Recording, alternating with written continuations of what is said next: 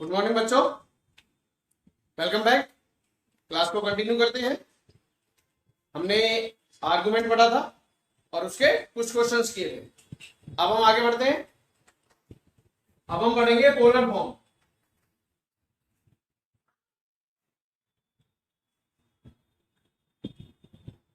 ध्रुवीय रूप,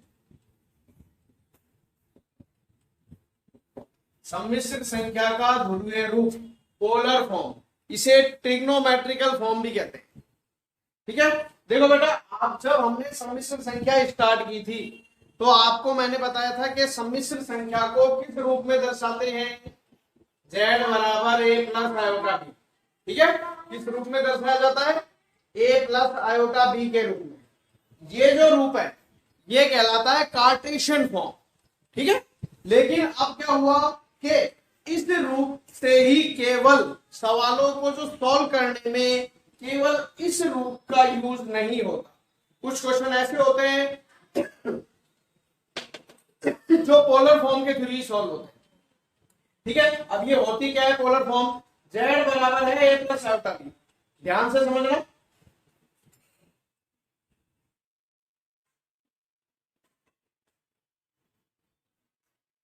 ये हो गई एक्स डैश, ये हो गई वाई एक्स, ये हो गया एक्स डैश, ये हो गया वाई डैश, ये हो गया हमारा मूल बिंदु 0 0। इसे बोलते हैं रियल एक्सिस और इसे बोलते हैं इमेजिनरी एक्सिस। ये तो आपको पता ही है। ये कोई सम्मिश्र संख्या है। इस सम्मिश्र संख्या को हमें इस आर्गेंट तल में निरूपित करना हो तो हम जानते ही हैं कि ये कहीं यहां है। पॉइंट क्या हो गया? पी। ये हम जानते ही हैं क्या होता है? आर, जिसे बोलते हैं क्या? मॉडुलस। ओरिजिन से इस पॉइंट की जो डिस्टेंस होती है, ओरिजिन से सम्मिश्र संख्या के बीच का जो डिस्टेंस होता है वो मॉडुलस होता है। हमने यहां से एक परपेंडिकुलर डाल दिया। ये डिस्टेंस कितनी? ए। और ये डिस्टेंस कितनी? बी। ये क्या होता है आपको पता ही है? थीटा। समझ गए ना? अब आपसे मैं कहूं, ध्यान देना, समकोण त्रिभुज, नाम क्या है इसका? ओएमपी में आपको ए का और बी का मान निकालना है। ये थीटा दे रखा है। आप मुझे बताओ, समकोण त्रिभुज ओएमपी में लंब बटे कर्ण, हम जानते हैं क्या होता है? Sine theta. थीटा है ना? तो लंब बटे कर्ण क्या होता है? Sine theta. लंब का मान, अब आप देखो, ये थीटा है तो ये तो आपको पता ही है, ये तो कर्ण है। ये क्या है? आधार। और ये क्या है? लंब। जिस पर थीटा होता है, जिस भुजा पर, वो क्या होती है? आधार। दूसरी तो कर्ण है। ठीक है ना? तो लंब बटे कर्ण क्या हो गया? Sine theta. लंब क्या है? और कर्ण कितना है? आर बराबर साइन थीटा। यहां से बी का मान बताओ। बी बराबर आ गया आर साइन थीटा। एवं आधार बटे कर्ण क्या होता है? जानते हो ना क्या होता है? cos theta. आधार कौन सा है? आधार है ए। कर्ण क्या है? आर बराबर में cos थीटा। यहां से ए का मान निकालेंगे तो ए बराबर आ जाएगा आर cos थीटा। तो आपने ए का मान निकाल लिया और आपने बी का मान निकाल लिया। ए व बी का मान रखने पर इसमें रख दो ए और बी का मान, तो जेड बराबर क्या आ गया? ए का मान R cos theta plus B का मान, सॉरी, प्लस आयोटा। बी का मान क्या है? R sine theta. R sine theta. Z बराबर, कॉमन ले लो, कॉमन ले लिया आपने आर, तो क्या बचा? cos theta plus iota sine theta. और ये जो रूप हमें प्राप्त हुआ यह ध्रुवीय रूप कहलाता है। यह ध्रुवीय रूप कहलाता है। ठीक है, ये पोलर फॉर्म है जहां पर हम जानते ही हैं आर जो है वो आपको पता है किसको रिप्रेजेंट कर रहा है, मापांक को, और थीटा किसको बताता है, कोणांक। ध्यान रखना भाई। ठीक है, तो अगर आपके पास मापांक है और कोणांक है तो आप किसी भी सम्मिश्र संख्या का पोलर फॉर्म आप लिख सकते हो। जेड बराबर R cos theta plus iota sine theta. आगे बात समझ में, या आपको इस रूप में कोई सम्मिश्र संख्या दे रखी है तो आप उसको देखते ही बता देंगे कि इसका मापांक क्या है और इसका कोणांक क्या है। जैसे मान लो जेड बराबर दे रखी हो तो 5 cos 2π/3 प्लस आयोटा साइन 2π/3, तो आप देख के बता देंगे आर का मान 5 और थीटा का मान 2π/3। समझ गए ना? तो इस तरह से हम पोलर फॉर्म में रिप्रेजेंट कर सकते हैं। पोलर फॉर्म जेड बराबर R cos theta plus iota sine theta. R क्या है, मापांक, थीटा क्या है, कोणांक। तो जैसे अब आपको कोई सवाल दे दिया जाए, क्वेश्चन दे हम करेंगे, उसमें हमें एक सम्मिश्र संख्या दी गई होगी, उसको पोलर फॉर्म में कन्वर्ट करना है। तो सबसे पहले मापांक निकालेंगे, फिर कोणांक निकालेंगे और फिर इसमें मान रखेंगे। क्लियर? तो देखो सवाल लेते हैं।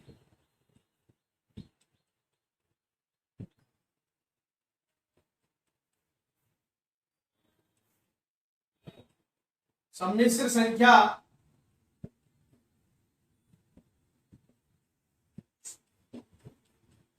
-√3 माइनस आयोटा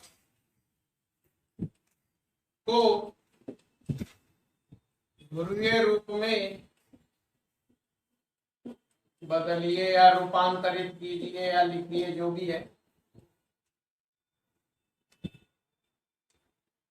जेड बराबर -√3 माइनस आयोटा, ये है। आपको मापांक निकालना है और कोणांक निकालना है। समझ गए ना? तो सबसे पहले ए का मान और बी का मान -1। ए है नेगेटिव और बी भी नेगेटिव। ध्यान रखना चिन्हों का, ए रियल पार्ट होता है और बी इमेजिनरी पार्ट होता है। अब सबसे पहले मापांक निकालते हैं हम। किससे दर्शाते हैं? आर से। √a² plus b²। √a², A होता है real part of Z, -√3। B होता है इमेजिनरी पार्ट ऑफ जेड, -1। -√3 का स्क्वायर यानी हो गया 3 और -1 का स्क्वायर हो गया 1। √4 जिसका माप वर्गमूल हो गया 2। तो मापांक आपने निकाल दिया 2। अब निकालेंगे हम कोणांक। ठीक है, कोणांक। तो कोणांक निकालने के लिए भी ए और बी का मान चाहिए, जो आप पहले ही लिख चुके हो। सबसे पहले हमें निकालना होता है अल्फा। अल्फा बराबर tan inverse mod B upon A. यहां आपकी मापांक और कोणांक की भी प्रैक्टिस हो रही है साथ साथ में। अल्फा बराबर tan इनवर्स मॉड बी की वैल्यू और ए की वैल्यू। बी का मान हो गया -1, ए का मान हो गया -√3। माइनस से माइनस काट दीजिए तो अल्फा का मान आ गया tan इनवर्स 1/√3। अब आपको पता होना चाहिए कि 1/√3 tan में किसका मान होता है। तो 1/√3 tan में 30 डिग्री का मान होता है। tan 30 डिग्री का, और जिसे रेडियन में क्या लिखते हैं, तो अल्फा बराबर tan इनवर्स, इसकी जगह लिख लिया tan π/6। ब्रैकेट के बाहर tan इनवर्स और ब्रैकेट के अंदर tan। तो आपको पता ही है ये दोनों एक दूसरे को काट देंगे। हमने लिख लिया π/6, ये निकाल लिया तुमने अल्फा। क्या ये कोणांक है? नहीं, कोणांक क्या होता है? थीटा। अब क्या देखते हैं कि जो सम्मिश्र संख्या है वो कौन से चतुर्थांश में स्थित है। तो चूंकि यह सम्मिश्र संख्या कौन से में है बताओ, किससे पता चलेगा? ए और बी से। ए का मान कैसा है? नेगेटिव, और बी का मान भी कैसा है? नेगेटिव। तो दोनों नेगेटिव कौन से क्वाड्रेंट में होते हैं? थर्ड में। तो यह सम्मिश्र संख्या थर्ड चतुर्थांश में स्थित है, इसलिए कोणांक क्या होता है थर्ड में -पाई प्लस अल्फा। ठीक होता है ना बेटा, ये याद कर लेंगे आप। तो थीटा बराबर आ गया -पाई प्लस अल्फा की वैल्यू रख रहा हूं पाई/6। थीटा बराबर एलसीएम ले लेंगे 6 माइनस का 6 पाई प्लस पाई, ये हो गया -पाई/6, ये आ गया थीटा।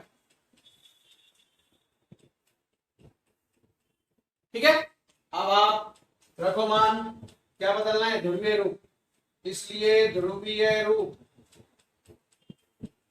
z बराबर r cos theta plus iota sine theta, z बराबर r का मान आ गया 2, cos थीटा का मान होता है -5 पाई/6 प्लस आयोटा साइन थीटा का मान -5 पाई/6।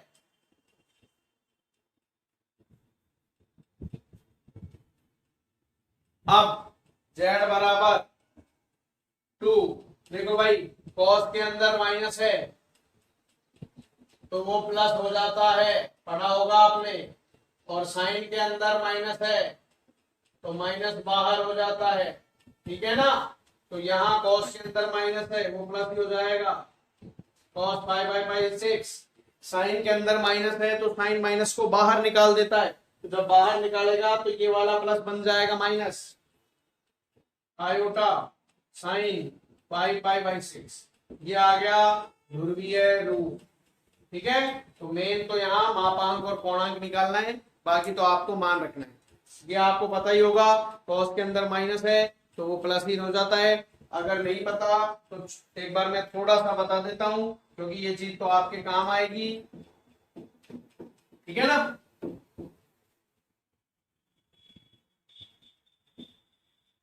देखो भाई ये कोई ट्रायंगल है, या ऐसे पर समझो,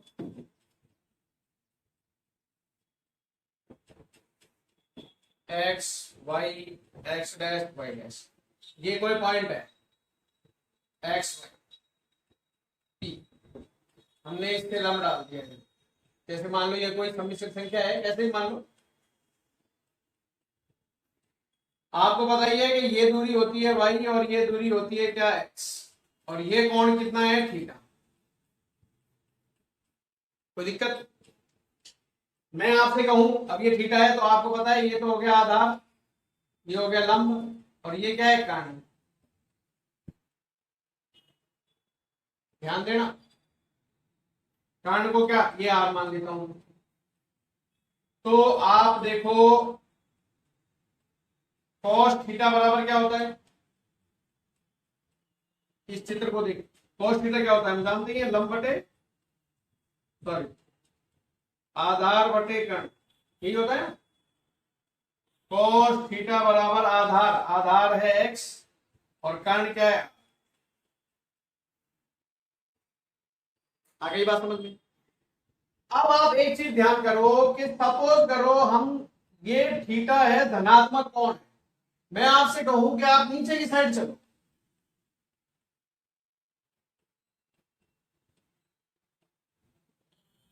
यहां, तो अब जो थीटा होगा वो माइनस थीटा हो जाएगा। अब सेम वही बराबर दूरी है, बराबर, ये तो कितनी है और ये कितनी हो जाएगी, और ये तो आ ही रहेगी, ये नेगेटिव नहीं होती है। ठीक है ना, ये जो है ये एक तरह से आप समझ लो जैसे मापांक है और वो कभी भी ऋणात्मक नहीं होता है। ठीक है, तो अब हम बात करते हैं इसकी, तो cos माइनस थीटा की जब आप बात करोगे तो वही आधार बटे कर्ण, आधार कितना है, कर्ण कितना है, तो आप देखो cos थीटा और cos माइनस थीटा कोई चेंज नहीं हुआ, जबकि अब जब ऐसे ही सेम साइन के लिए वैल्यू निकालते हैं तो चेंज हो जाता है। क्यों हो जाता है? क्योंकि साइन में क्या होता है, देखो पहले साइन थीटा की बात करते हैं। साइन थीटा होता है लंब बटे कर्ण। साइन थीटा बराबर, लंब का मान बताओ ऊपर वाले ट्राइंगल में, लंब हो गया भाई, कर्ण हो गया, तो दिक्कत।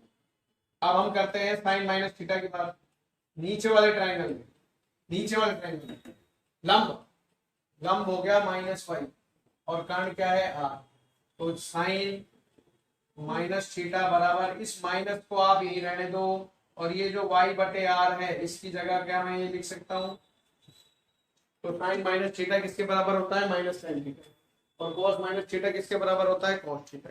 इस तरह से ये आता है, ठीक है। तो ये आप ध्यान रख लेंगे। इस तरह से आपका क्या हो गया, पूर्णांक हो गया और मापांक और ध्रुवीय रूप। ठीक है, मैं आपको एक दो क्वेश्चन दे देता हूं, उनमें आप क्या निकालेंगे, मापांक, पूर्णांक और ध्रुवीय रूप।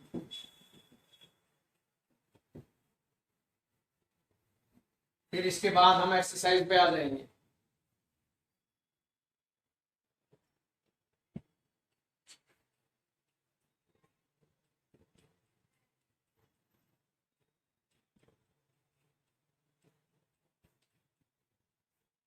निम्न को ध्रुवीय रूप में बदलो। पहला z बराबर -1 माइनस आयोटा, दूसरा z बराबर 1 प्लस √3 आयोटा, ठीक है, और तीसरा z बराबर -1/2 प्लस 1/2। ये तीन सवाल हैं, तीनों को आपको ध्रुवीय रूप में बदलना है, ठीक है बेटा।